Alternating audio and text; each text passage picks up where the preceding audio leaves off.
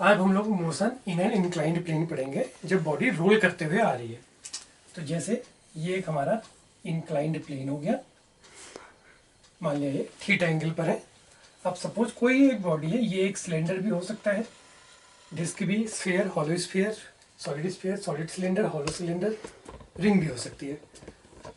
अब इसमें देखते हैं क्या है। मान लिया, तो अब क्वेश्चन क्या है कि अगर यहाँ से हमने सारी चीज़ों को लुढ़काया, डिस्क को, रिंग को और सिलेंडर और स्फीयर को, तो कौन सबसे पहले यहाँ ग्राउंड पर पहुंचेगा। तो इसका पता लगेगा इसके एक्सीलरेशन, जिसका एक्सीलरेशन सबसे ज़्यादा होगा वो सबसे पहले इस ग्राउंड पर पहुंच जाएगा। तो फिलहाल पहले हम जनरल एक फॉर्मूला निकालते हैं एक्सीलरेशन के लिए।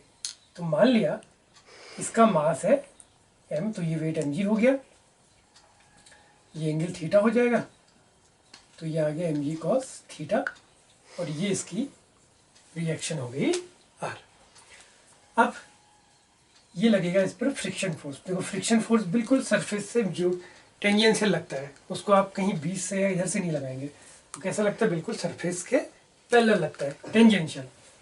तो ये तो हो गया F equal to mu R. अगर हम इसको मान लेंगे तो ये हो जाएगा F equal to mu friction coefficient, R की जगह हो जाएगा mg cos थीटा, और जो इसका अपना वेट है ये लगेगा इंक्लाइनेशन में mg sin थीटा, ये इसको नीचे लाने का काम करेगा। तो एक तरह से कहें तो इसमें एक्सटर्नल फोर्स कोई नहीं है, सिर्फ क्या करना है, अपने बॉडी को यहाँ रख के छोड़ देना है। There is no external force. तो एक्सटर्नल फोर्स सिर्फ यही है, mg sin थीटा के थ्रू ही वो बॉडी ग्राउंड को आएगी। तो mg sin थीटा क्या करेगा, उसके लिए एक्सीलरेशन देने का काम करेगा। तो mg sin theta is equal to ma, कुछ इस तरह से भी हो सकता है। अब लेकिन इसमें एक समस्या है। वो समस्या क्या है, ये क्वेश्चन होती तो सही, लेकिन अब दिक्कत क्या है कि इसमें फ्रिक्शन भी लगा है। mg sin थीटा है डाउनवर्ड, ये हो गया, और म्यू आर है बैकवर्ड। अगर म्यू आर नहीं होता तब तो ये इक्वेशन लगती। ये लगती कब, जब ये सरफेस फ्रिक्शन लेस होता। अब चूंकि ये फ्रिक्शन वाला सरफेस है तो इसमें करेक्शन करना पड़ेगा। वो करेक्शन क्या होगा कि यहाँ पर F और आ जाएगा इज इक्वल टू ma। तो दोनों चीज़ मैंने क्लियर कर दी। अगर फ्रिक्शन लेस होगा तो सीधे mg sin theta equal to ma, और जब सरफेस में फ्रिक्शन है तो mg sin theta minus F is equal to ma। अब हम F को कैसे निकालेंगे, इसके लिए हम प्रयोग करेंगे tau equal to I alpha का।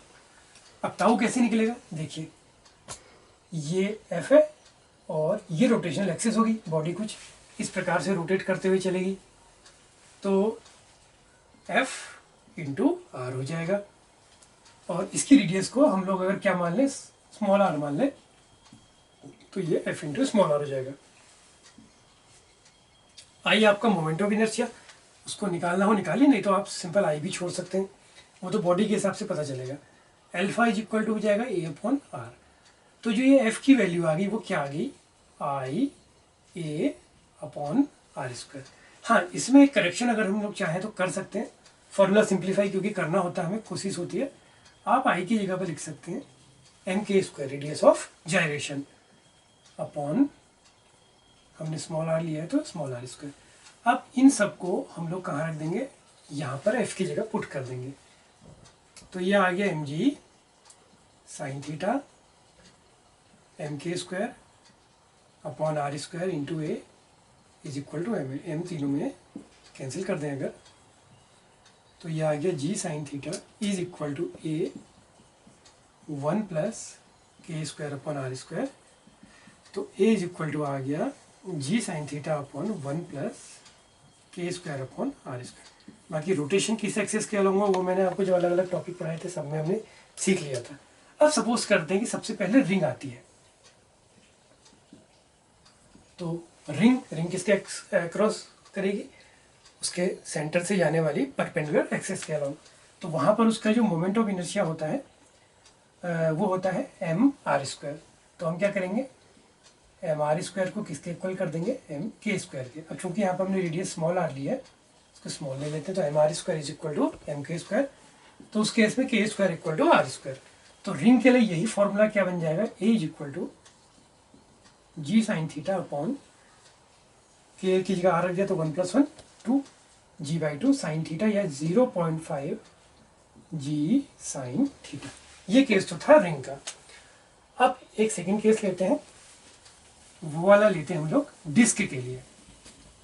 इस फॉर्मूले की हमें लगातार जरूरत पड़ेगी, इसको लिख लेते हैं जी sine theta upon 1 plus K square upon R square. अब आई बात डिस्क की। तो जो डिस्क होती है, अब डिस्क का मोमेंट ऑफ इनर्शिया होता है एम आर स्क्वायर बाई 2, जो उसके सेंटर से एक्सेस जाती है परपेंडिकुलर, तो is equal to M K square, ये कट गया तो के स्क्वायर इक्वल टू आ गया आर स्क्वायर बाई 2।